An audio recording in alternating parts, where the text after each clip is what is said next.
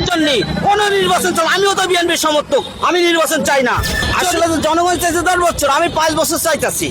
মানে 1 বছর মতো আরো 4 বছরই থাক, এটা আমার মনের কথা, এটা জনগণের জরিপের কথা বলছি আমি। জনগণ ভাই, খাই বা না খাই আসি বলো, ভাঙ্গা ঘরে চাঁদের আলো, ভাঙ্গা ঘরে চাঁদের আলো, খাইবা না খাই আসি বলো।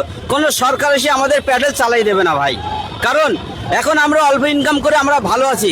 এখন রাজপথে গন্ডগোল ঝামেলা আমরা দেখছি না, মারামারি কাটাকাটি দেখছি না। এখন কম খেয়েও রাত্রি বউ বাচ্চা নিয়ে ঘুমাইতেছি। কিন্তু শেখ হাসিনার আমলে আমি ব্যক্তিগতভাবে, আমি গরিব মানুষ হইলেও বাড়িতে যেয়ে আমি ঘুমাতে পারতাম না ঠিকভাবে, এটাই আমার সত্য কথা। আমাদের গরিব মানুষের মুখ দিয়ে কোনো বানোয়াট কথা বেরে না, কারণ আমাদের ঘুষের টাকা পকেটে ঢোকে না, কোনো নেতাও টাকা দেয় না তাদের পক্ষে কথা বলার জন্য।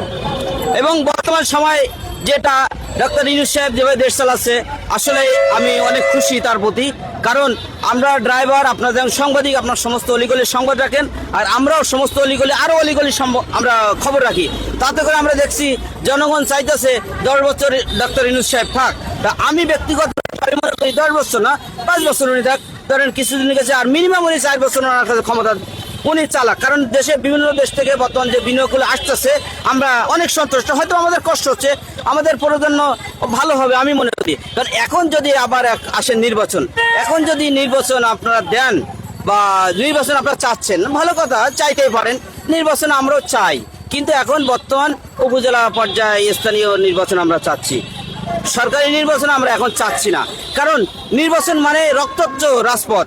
আমরা বিগত আমার এই 43 বছর বয়সে আমি দেখেছি নির্বাচন মানে রক্তত্ব, রাজপথ, রক্তত্ব। আমরা ওই সমস্ত আর দেখতে চাই না।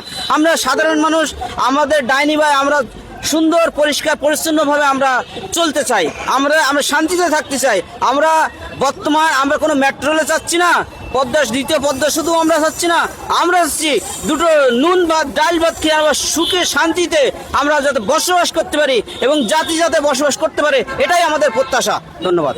মানে আপনার মূল কথা হলো ডক্টর ইউনূসের আমলে আপনি এখন ভালো আছেন? অবশ্যই, কম খেয়েও ভালো আছি, শান্তিতে আছি। এমন ভালো কাজ করেছে যে ওনাকে ভালো লাগছে আপনার? না, আসলে আমরা যেটা সত্য কথা, এখন আমাদের বাক স্বাধীনতা কিছুটা হলেও আছে, কিন্তু বিগত সরকারের আমলে বাক স্বাধীনতা সবাই ছিল না।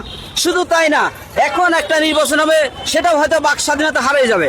এটা হলো সবচেয়ে বড় কথা। আমরা চাই জনগণ সবাই, আপনারা মিডিয়া সঠিক প্রচার করবেন, আমরা সঠিক কথা বলবো, আমাদের কথা আপনি সঠিক যেটা হবে, সঠিক যেটা হবে সেটা আপনারা করবেন। এই দেখেন আরো একটা কথা, মির্জা ফখরুল ইসলাম আলমগীর বলেছেন কি, 1.5 কোটি মানুষের কর্মসংস্থান দেবে ওনারা যদি ক্ষমতা যায়। আচ্ছা, খুব সুন্দর কথা, কি করে সম্ভব? এটা সম্ভবই না। কারণ আমরা সাধারণ, আমাদের বলার অধিকার আছে, আমরা বলি।